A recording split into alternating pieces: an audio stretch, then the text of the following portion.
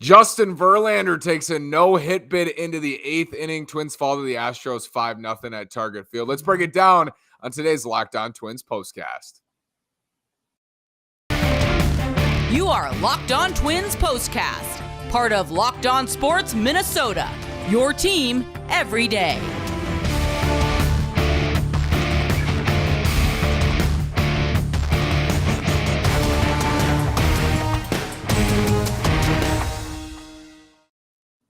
And welcome to another edition of our Locked On Twins postcast. Today is Tuesday, May 10th. I'm the host of Locked On Twins, Nash Walker, here with Access Twins writer and reporter Brandon Warren. With the ever-increasing numbers of makes and models, it's now impossible for your local chain auto parts store to stock all the parts you need. Go to rockauto.com. Tell them Locked On sent you. Write it in their How Did You Hear About Us box. Amazing selection, reliably low prices. All the parts your car will ever need. rockauto.com. Brandon, I think this outcome was a distinct possibility. Twins without Byron Buxton, without Carlos Correa, without Luis Arraez, and it's Justin Verlander, who we've seen so many times pitch well against the Twins, and he just dominated tonight.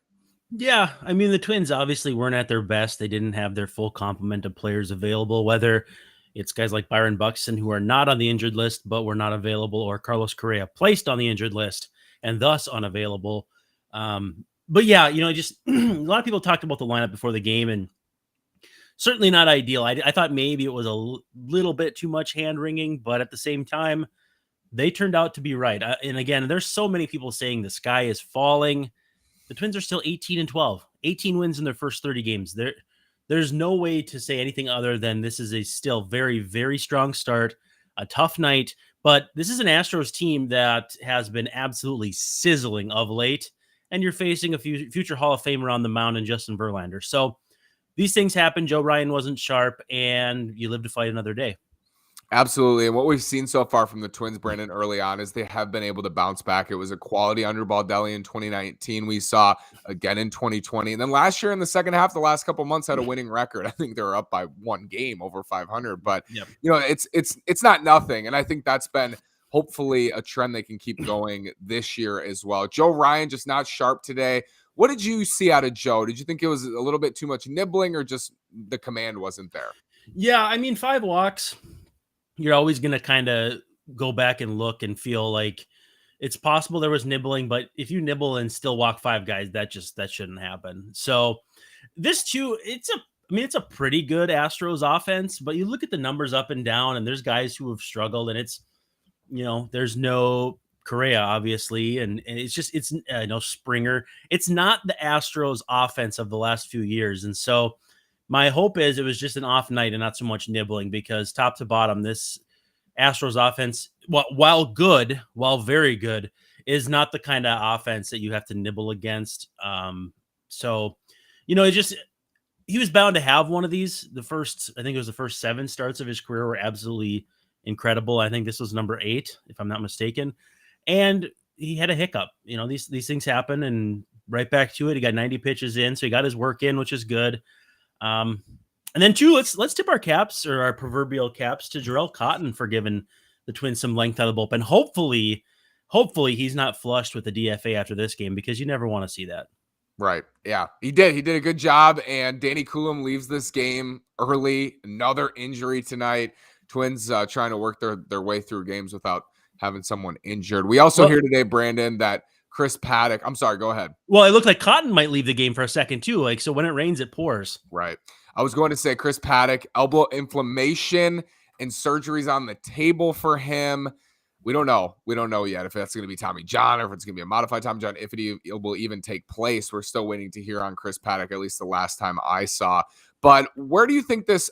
I think that the outward fear that maybe things are crumbling has to do with the injuries. But to me, a lot of these guys are coming back very soon. And you have to hope that Buxton's back tomorrow. Arraez was activated with Dylan Bundy today off the COVID list. So it feels like this lineup can turn it around, and this team it's not all lost, I think, injury-wise.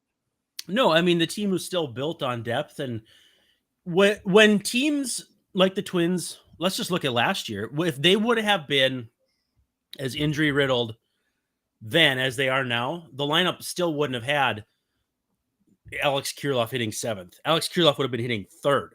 Right. So again, it's easy to feel uneasy because of how bad last year started.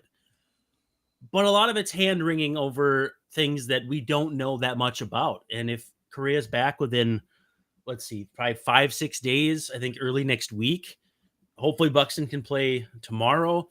Things can turn around very quickly. And two, they've built up some equity. I mean, they're 18-12, 6 games over. It's not Chicken Little and the sky is falling. The depth is still good. They look at the lineups like Cleveland, for instance, is first in the AL in batting average. They're not a murderer's row top to bottom.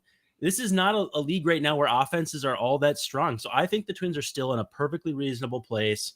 I think the bullpen, again, did a good job of picking them up tonight after Ryan struggled. And I wrote for Access Twins today. The Twins were number 1 in Sierra. So basically like FIP or XFIP last week. One of the best ERAs, most strikeouts. We got to put some shine on this bullpen because they have done an outstanding job.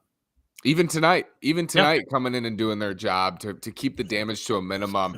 Keeping the damage to a minimum important this year. That's why the Twins may be a decent bet to bounce back tomorrow. Our partners at BetOnline continue to be your number one source. If you want to go place those bets, all the betting sports and needs you have, find all of the latest odds, news, and sports developments, including this year's basketball playoffs, even NFL futures. BetOnline is where the game starts. So trying to limit that damage here in this series, Brandon, I think coming back tomorrow, let's preview this game. It's Jose Urquidy on the hill for Houston. Has not been very good. He's 22% below league average in terms of ERA so far. And then Chris Archer for the Twins. We saw tonight this Astros lineup not going to chase a ton. That was a quality they had last year and have had in recent years. So maybe cause for concern there with Archer. But I think the offense can get going against Urquidy. What do you foresee for this matchup tomorrow night? Yeah, they just need to throw strikes. I mean, 7 strikeouts and 9 walks. I could go, search a query and see if many teams have ever won when they've issued 9 walks. And I'm certain it's going to be a very, very low winning percentage. So if Archer can, I think it's only reasonable to expect him at the most to go 5. Again, it's just the expectation isn't there for him to go deep into games. And that's part of why I would hope that they wouldn't, but they could certainly flush Cotton after this one. I think too, though, maybe he doesn't have to be DFA because the 40-man stuff is kind of nebulous with guys on the COVID list. So he might get a free pass back to St. Paul, but it's going to be curious to see how they handle all this. And I hope that Archer comes out and is pretty well amped up, which is never really an issue.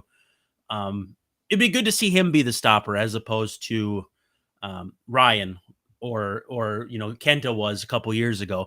It'd be nice to see someone else step up and just show, hey, I know Paddock's down. I know Ober's down.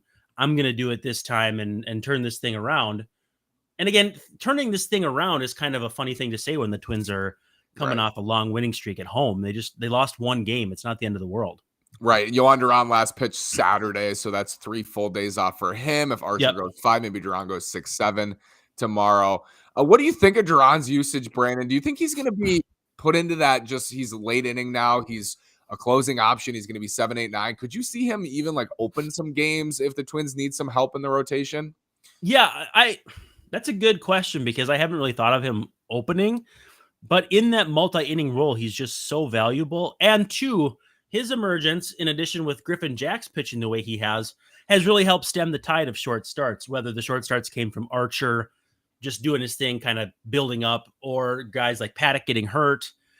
They've had those multi-inning guys, which has taken some of the pressure off. So could Duran do it as an opener? I think we've not really thought about that because the Twins came into the season with 6 starters, and then certainly Winder has come around as well. But it would not shock me at all. I mean, Rocco and the Twins, he's from that Joe Madden coaching tree, that Joe Madden managerial tree where they're going to try different things. I think you might be onto something here, especially if it's a bullpen game where they're trying to, pack it up and try to take a series against a good team like Houston that's going to be top heavy in their order. So I think there's a chance you can see it. I think that would be very intriguing. Yeah, something I thought about, I think a little bit before the season, and now he's just been pretty solid in the late innings. So it's hard to revert him back.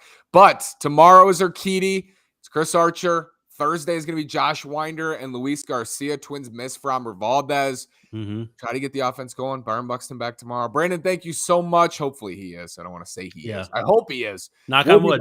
We'll be back tomorrow. I'm sure of it. We will be back tomorrow. Like and subscribe, Locked On Sports Minnesota.